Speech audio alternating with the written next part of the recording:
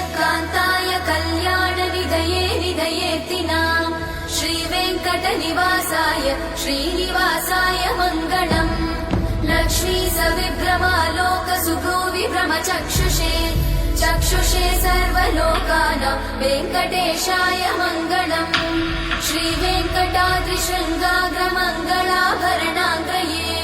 मङ्गलानां निवासाय श्रीनिवासाय मङ्गलम् सर्वावयव सौन्दर्य सम्पदा सर्वचेतसां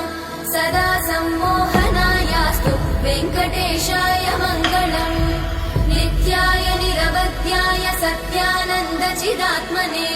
सर्वान्तरात्मने श्रीमद् वेङ्कटेशाय मङ्गलम्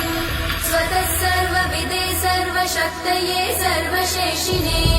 सुलभाय सुशीलाय वेङ्कटेशाय मङ्गलम्।